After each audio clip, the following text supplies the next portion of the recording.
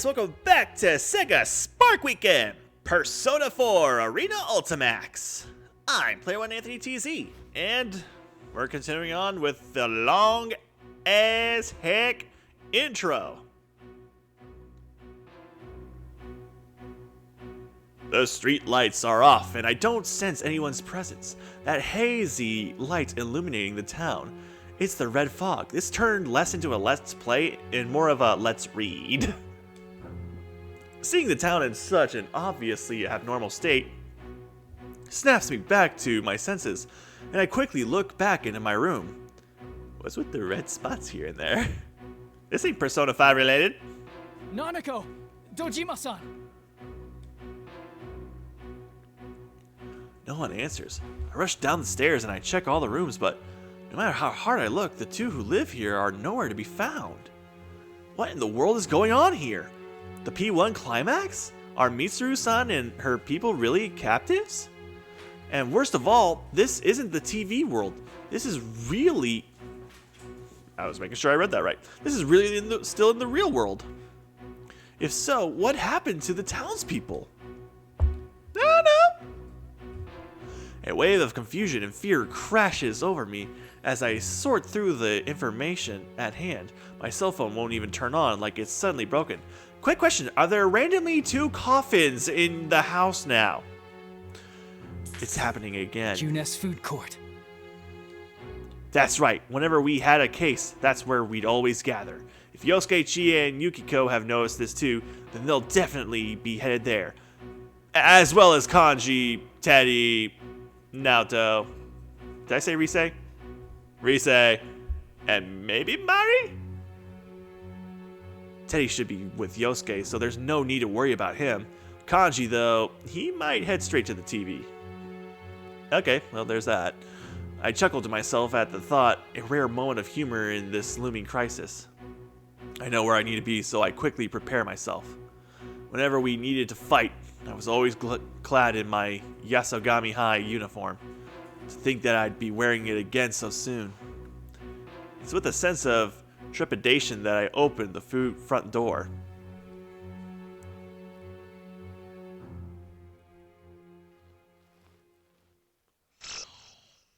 Oh, really? I could have done that last episode if I knew that was happening. Hot! Damn! What the? Well, okay, we got branching in the story. We've got Naoto, find the clues, and impatience. Wait, hold on. All that was just chapter 1. 3 different things right here. Well, Naoto is my favorite, so I will, of course, go with her. Oh, in case you didn't know, Naoto's a girl. The clock's ticking echoes through the room, and I look up from the file I hold. It seems I yearn for some mental stimulation to distract me from the sheer volume of information I'm attempting to process. I'm guessing this is the voice of Naoto.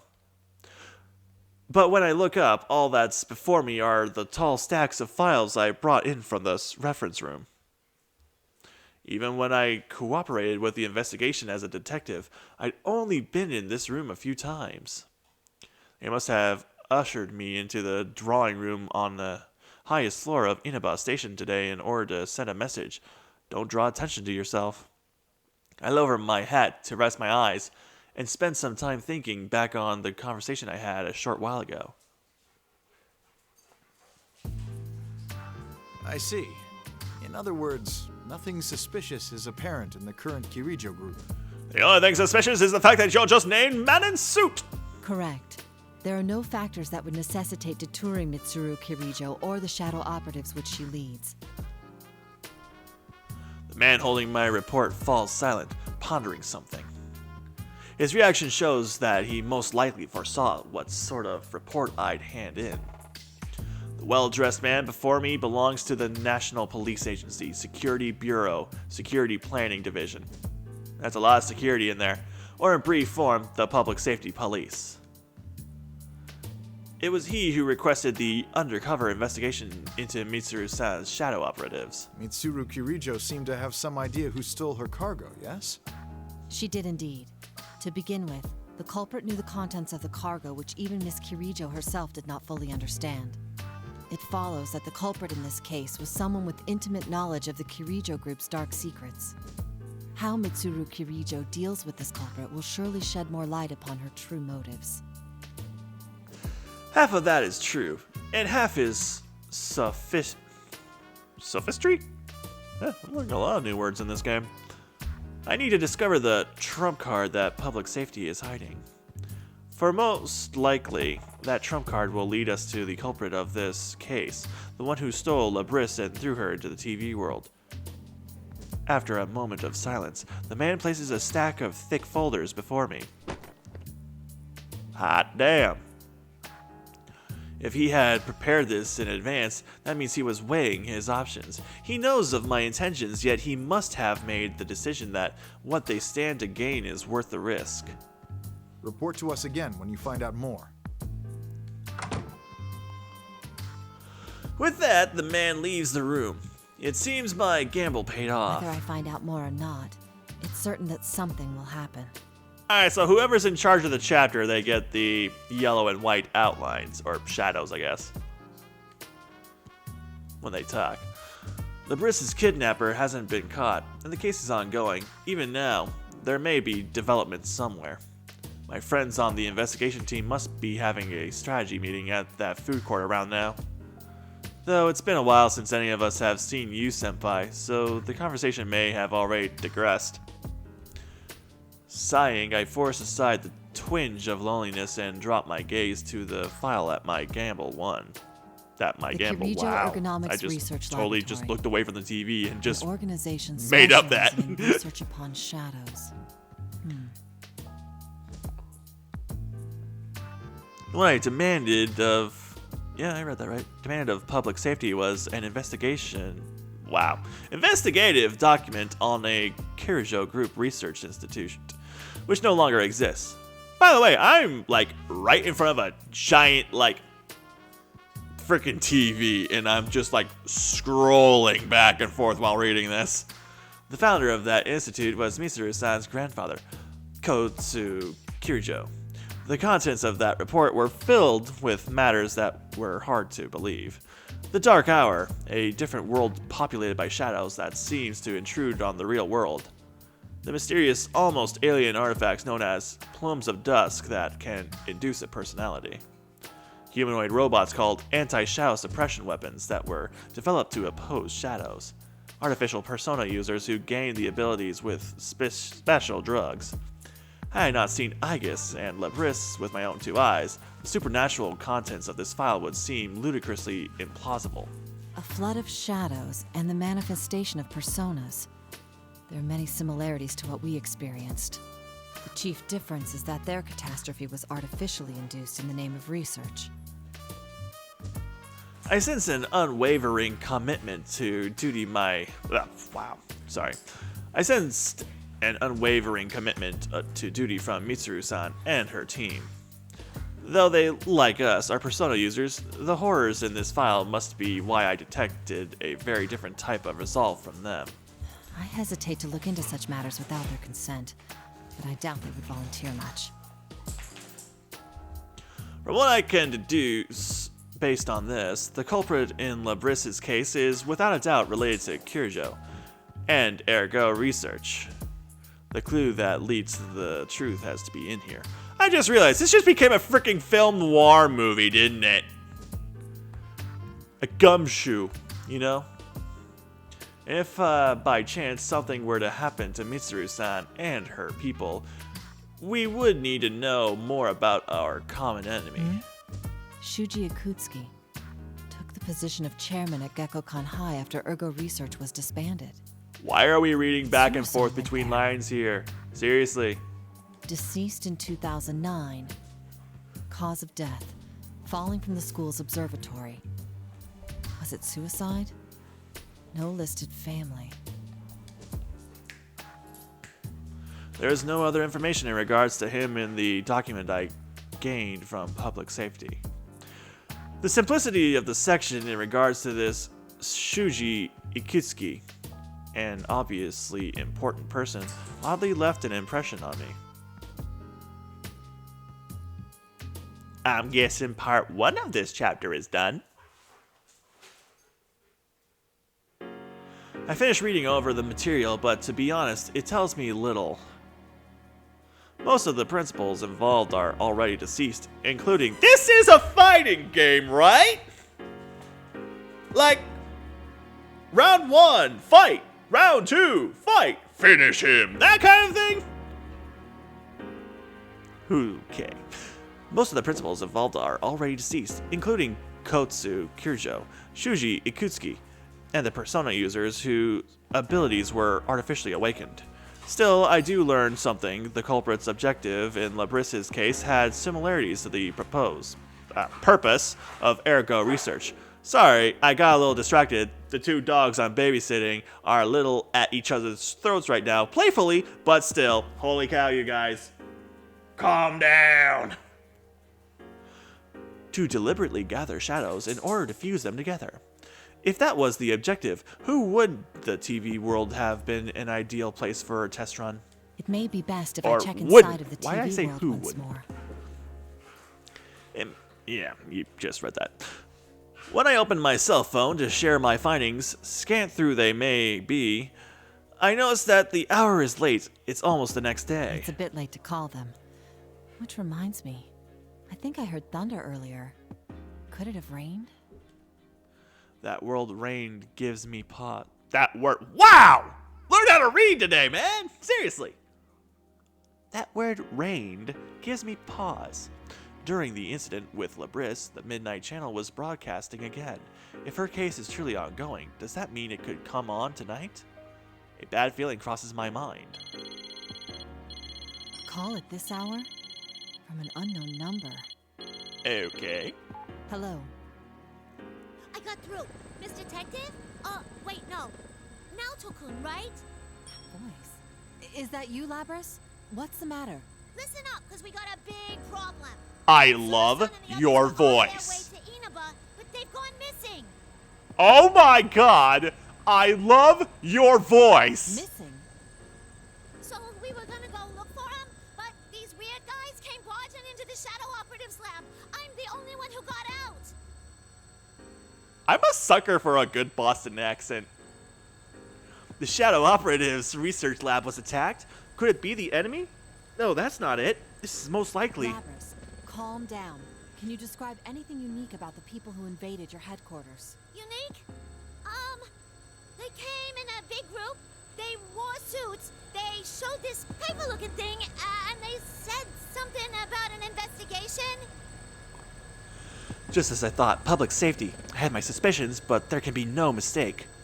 Though the Kirjo group and public safety are formally in cooperation, public safety privately has a low opinion of the Shadow Operatives, hence their request that I perform an undercover investigation. They must have found out about Mitsuru-san's disappearance and used it as an opportunity to launch a compulsory investigation. But Mitsuru-san's disappearance, could it really be related to public safety's move? Labris said a moment ago that Mitsuru-san and her people were headed into Inaba. Why? While I think carefully, sorting through this new information, I asked Labris for more details. I understand. What's your present situation? I can't go back to the lab, right? Even if I could, I wouldn't know what to do without Mitsuru-san around. But then I found out the Shadow Operatives got these special folks who only get called up in emergencies. I just met up with them a minute ago, and we're about to go look for Mitsuru-san and them. This is my first time interacting with you, Labris. I freaking love you already. Understood. I'll cooperate as well. I'm sure the others won't say no either. We'll all try searching for Mitsuru-san. Really? Thanks. Labris, there's something else I'd like to ask. Why was Mitsuru-san headed for Inaba? If I remember right, they found a weird shadow reading over there, so they were gonna go look into it. A weird shadow reading. An abnormal shadow reading is detected in Inaba, and Mitsuru-san and her people go missing when they head out to investigate. I thought that was going to be a question. Even if this is unrelated to the public safety matter, I can't overlook this detail. Mitsuru-san and her people are persona users, and extremely skilled ones at that. If they are in a situation with no means of contacting help, then whatever enemy they face must be formidable. And the first such enemy who comes to mind is the culprit who kidnapped Labris and forced us to fight in the P1 Grand Prix. She said the reading spiked all of a sudden. Did something happen over there? Nothing springs to mind. Oh, sorry, hold on a moment. I checked the clock on the wall of the drawing room. It's almost midnight. If there was an abnormal shadow reading, the Midnight Channel could be involved. I need to find a room with a TV. I'm sorry, but let's continue this on the move. We should meet up at the very least. Actually, is that a helicopter I hear in the background? Yeah, I'm surprised you can tell. We have a maid piloting one right now. That's one kick-ass maid. A personal helicopter and a maid piloting it? I never thought of my family as poor, but thinking back to that limousine, Kirijo clan seems to be on a completely different level. Let me think of a place where a helicopter could land around here.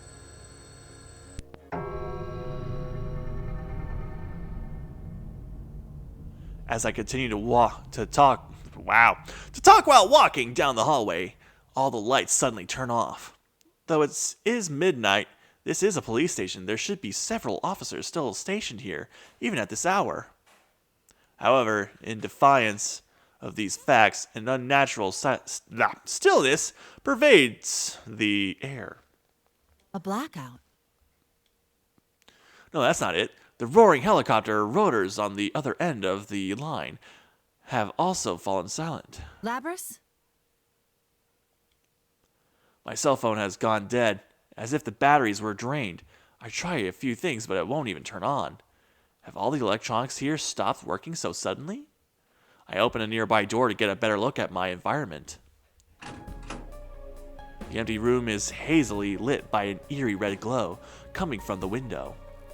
Walking to get a clearer view, I gasp at the sight outside. An obvious pall has fallen upon this quiet, rural town.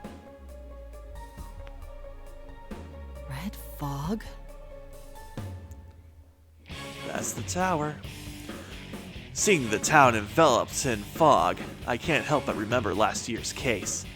With the foreboding feeling that the situation has taken a turn for the worse, I quickly leave the strangely empty Inaba station. I am pretty sure that's the same tower from freaking Persona 3. Cross the streams. Tiki Beacon. Really? Definitely wasn't as long as the freaking first chapter.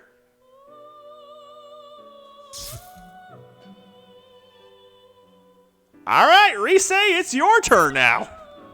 We're 8% complete. Are we going to fight?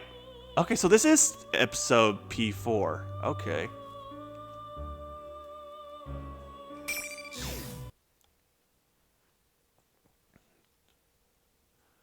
I raise one arm towards the mirror-lined wall and close my eyes. In my mind, I see a stage, and the hazy shadow of a band, glow sticks of all different colors shine in the packed seats. I am looking at them from my mark, indicated with a spot of fluorescent paint.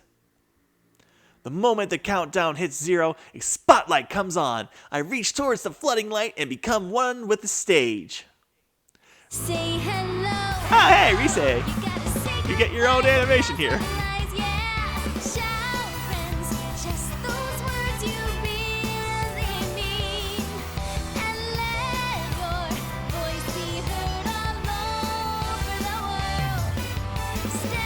This is really reminding me of the last time I saw Hatsune Miku at Los Angeles. He was a good guy.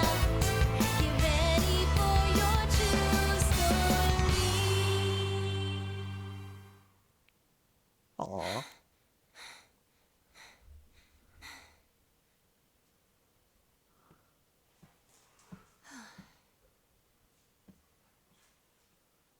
Gotta say, this looks really great on the TV I'm using.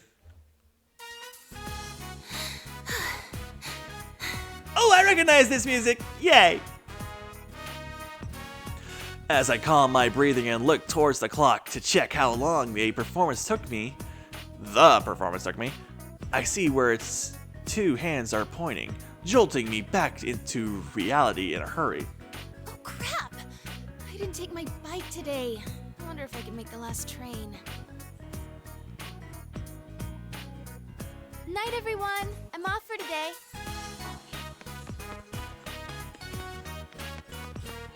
I hurriedly address the people I pass as I fly out of the studio. After a mad dash to Okina Station, I barely make it into the stop train.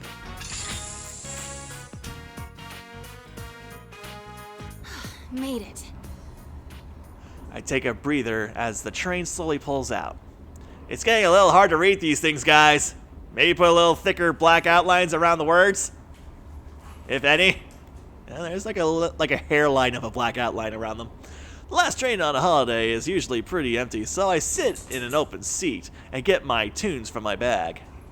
There's a new song on there they just gave me this afternoon. Hey, calm yourselves. Their roughhousing is getting a little close to my arm, and I was like, don't bump me, please. I heard that. Today felt so long for some reason.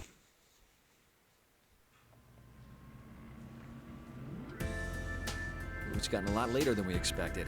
Are you still okay on time? You didn't have to give me a lift, you know. I'd have been fine. That's not the issue. Come on, I'm your manager. The reason Ino-san seems so happy is because of the news we got earlier. When our president called us back to the office from the shoot today, we were greeted with a new song for me and a detailed plan for my comeback. Still, I had no idea that the boss was putting together such a detailed plan for your comeback. Well, I'm grateful and all, but I just don't think I'm ready yet. That's not true. We've all seen how hard you've been working. You're much stronger than you were. I think the boss is making the right decision. Are you just flattering me, Inoue-san? Never intentionally. Not sure if you guys heard that. You sang that new song we gave you today after just a short Oh, lesson. yeah. You even memorized Here, the bro. dance steps in record time. Okay, don't come over here. Well, Cashew came over. That's right, I'm watching Cashew once again. Oh, hey, there's Cola. Cola is his little sister. I've mentioned her before. A couple of times, actually. I wasn't any good, though. I got distracted by the steps and kept going off key. And I wasn't hitting the turns cleanly. I've still got a long way to go. It's true, even as far as discussion of my comeback goes. If Ino-san hadn't come up with an excuse for why he couldn't get in contact with me until yesterday, the plans would have been sunk. Rise-chan, did something happen? Huh? I am both looking at the TV and petting both dogs at the same I know time. that there's a part of your life you won't let me into, and that's okay. Cashew, don't sit on her! That's mean! An idol doesn't need to tell her manager everything. But there's a difference between keeping things private and isolating yourself. You asked if you could get some days off during the long holiday, right? And you didn't seem too keen on today. I'm sorry, I was just like watching the two Do dogs. you have some other engagement in mind? The way they play is just funny. Hey. Calm down. No, you're just cutting me too much slack. This is what happens when you just give me just text! There was something that made me realize how powerless I am. So many people are supporting me for my comeback, but no matter how much I throw myself into the rehearsals, all I can think about is how I was nothing but a burden in the incident yesterday. Rise-chan? I'm okay. Were you worried I'd quit again? I'm still set on getting back into showbiz once I shake off the rest from my hiatus. I can tell that much from watching you practice. Still, maybe you need a breather. Huh? The publisher consulted me about maybe rescheduling the photo shoot. When I told them doing it later would be problematic since you're still a student, they decided to reschedule for another time. So, take a nice break tomorrow. Inoue-san, Aw, But things cool. will be busy after the long holiday. The success of your comeback project is on the line here. I really appreciate it. Can you let me off at Okina Station today? If I have tomorrow off, I want to stop by the studio and practice a little more. Huh? But wouldn't it be late by the time you're done? Why don't I take you straight home? There's not enough room at home. Please? I'll go straight home after I practice a little. Well, all right. But don't push yourself too hard, okay? I won't. Actually, though, you shouldn't coddle me so much either. Okay, Inoue-san?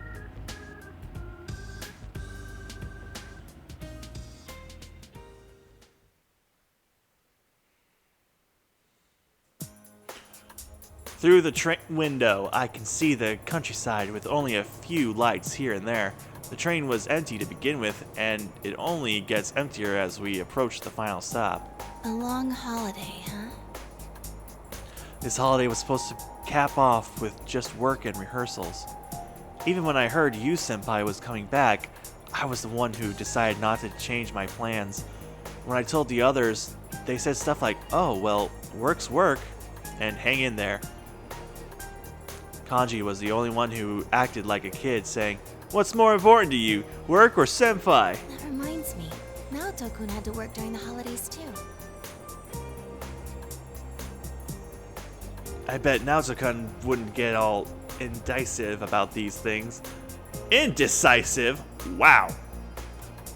When I sigh and take out my cell, I notice I have an email. Oh, it's from Yukiko-senpai.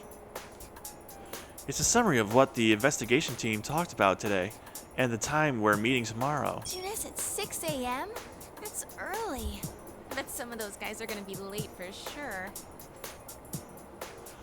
I laugh, but it quickly turns into a sigh. I have tomorrow off thanks to Inoue-san, and while I'm happy I get to see everyone, I'm a little bummed out too. I couldn't do anything during that incident. I don't remember anything else about that day or after I finished shopping for dinner at Junes. When I came to, I was already in the announcement room and the TV world, under the surveillance of General Teddy. In the end, it turned out that General Teddy was Labrissa's shadow taking on Teddy's form. The shadow was holding this event called the P1 Grand Prix and forcing my senpai to fight each other in it. Since I was captured, they used my voice and likeness to goad everyone into hurting each other. I thought I sounded cool saying I had work, but I got kidnapped, imprisoned, and watched them use my face and voice to confuse everyone. At this rate, I can barely face Senpai and the others. Aw. Yu Senpai will be going back tomorrow.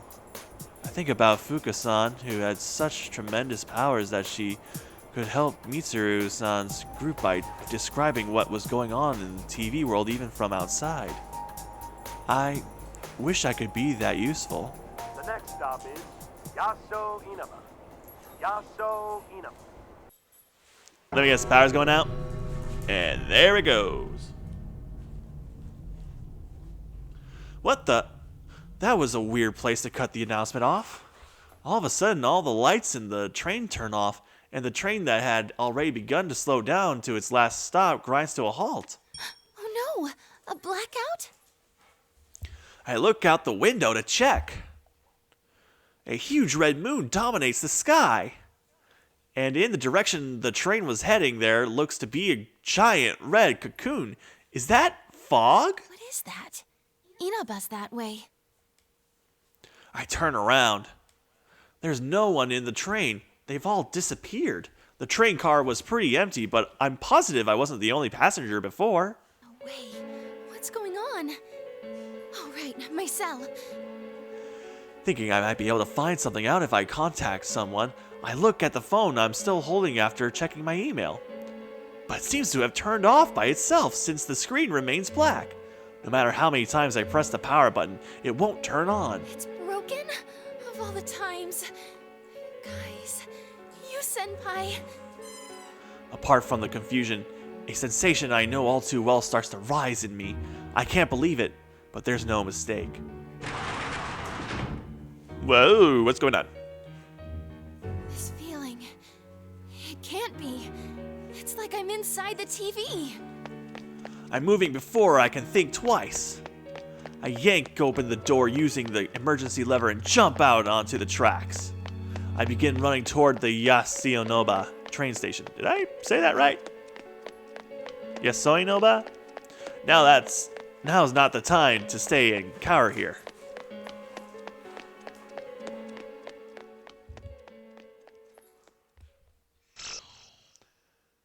Hot diggity dog! Well, we beat all the chapter 2s. Oh dear God. Is there any fighting in this fighting game? Seriously. Oh my gosh. That's a... Wow. Wow. Just keep going down. Okay, I guess that's the ending of this. And going back up. Just to see all these cards that we'll be having to deal with. Whoop, yep, whoop, whoop, whoop. There's a little more. Whoa, holy cow, there's a lot. Hot diggity dog. Well, looks like we'll be doing chapter 3 another time. For right now, I'll just do these 2 episodes. If you guys want me to continue on with the story, let me know in the comments below. I'll be happy to do it. I frickin' am really invested into this. Until next time, see you guys soon for more Persona 4 Anything.